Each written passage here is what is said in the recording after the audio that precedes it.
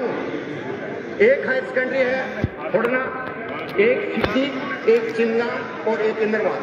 उसकी feasibility report भी director साहब के पास पहुंची है कि कितनी दूरी है, कितनी स्ट्रेंथ है। तो मैं चाहता हूं कि अगर गवर्नमेंट के पास एफिशिएंट फंड्स नहीं है, अभी स्टाफ नहीं मिल सकता है, हमारे पास वहाँ हाई स्कूल में पीजी टीचर्स हैं, वो खोले एग्जाम कहीं और दे ताकि जो बच्चे वहाँ हमारे गरीब तबके के हैं वो 11th क्लास में एडमिशन लें। इसके अलावा सर मेरी 5 NTPSC हैं कॉन्स्टिट्यूंसी में, कुछाल, इंदरवाल, सिगदी और चिनगांव। 5 के 5 डॉक्टर के बगैर खाली हैं। 2-2 पोस्टें डॉक्टरों की NO या सुपरवाइजर NTPSC चला रहे हैं।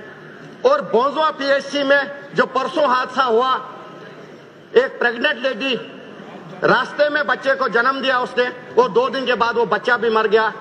मैं चाहता हूं कि अगर गायनिक डॉक्टर नहीं है तो कम से कम एक लेडी डॉक्टर PSC में तैनात किए जाए वहां, ताकि जो प्रेग्नेंट हमारी माएं बहनें होती हैं उनको वो चेकअप टाइम पे करे और आने वाले लोगों की जिंदगी जो है, बच्चों की जिंदगी सेव हो जाए।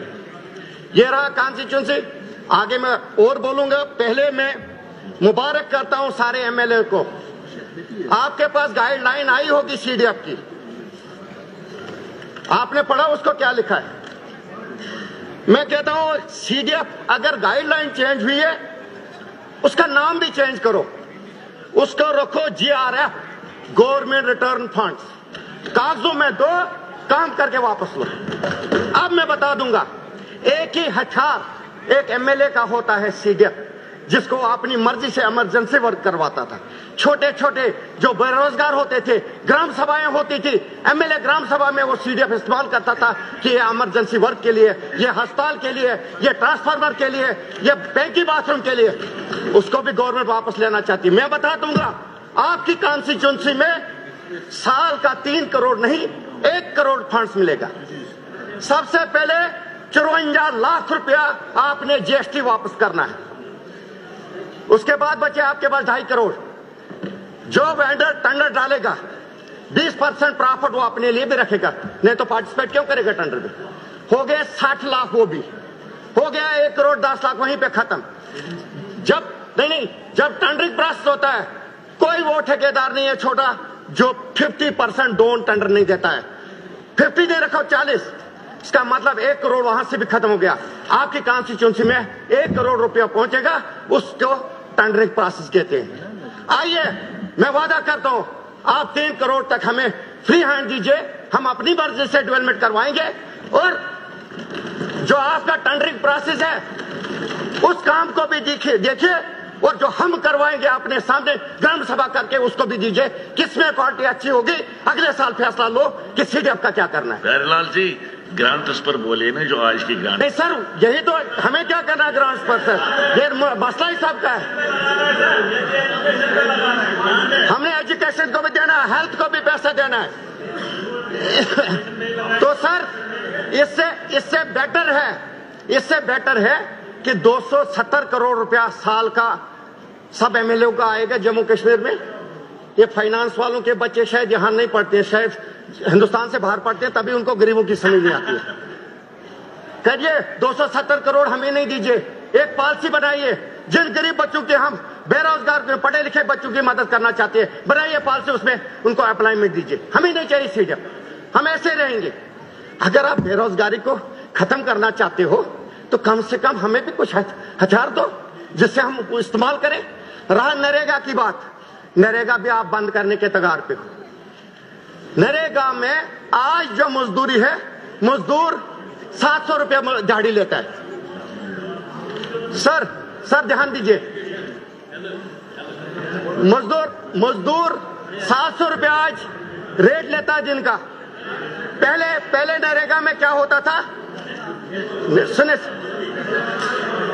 पहले नरेगा में क्या होता था सर, एस्टिमेशन की जाती थी कि इस पक्का फात का 5 लाख एस्टिमेट है। उसके बाद उसमें जॉब कार्ड दिए जाते कि 100 दिहाड़ी के मुताबिक कितने जॉब कार्ड इसमें लगेंगे। उसके बाद वो इकट्ठा होते थे, इकट्ठा मजदूर एक ग्रुप बनाता था 15-20 का, उस काम को 10 दिन के अंदर खत्म करते थे, अपना टारगेट पूरा करते थे। आज सुबह भी हाजिरी लगती है, शाम को भी कितने रुपए पे? 259 पे। क्यों जाएगा मजदूर? इसका मतलब गवर्नमेंट की पॉलिसी है मजदूर तंग आके ये मजदूरी ना करे, छोड़ दे, हम स्कीम को बंद करें। तो ऐसे करो। इसलिए मेहरबानी करके अब मैं सर आप मेरी गुजारिश सुनो ना, मेरी गुजारिश सुनो। ये जो बातें आपने कही इसका जवाब मिनिस्टर साहबा के पास नहीं है, इन बातों का जवाब नहीं है। ये मुतल्लिका मिनिस्ट्री में ये बात करनी, मैं नहीं कहता हूँ आप बात मत करें, आप बात जरूर करें, मगर मुतल्लिका मिनिस्ट्री में करें। सर 2 मिनट, यहाँ जवाब नहीं मिलेगा ना, इनके पास इलाज है, इनके पास इलाज भी नहीं है। सर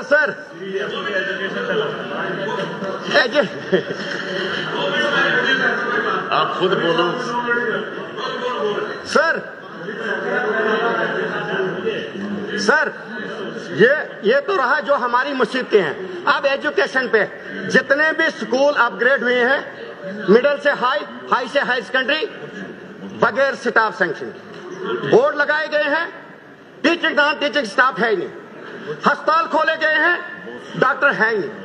तो मेहरबानी करके, और 15-15 किलोमीटर पे एक भी फर्स्ट एड सेंटर नहीं है गांव में, क्या जिंदगी बचेगी हमारी?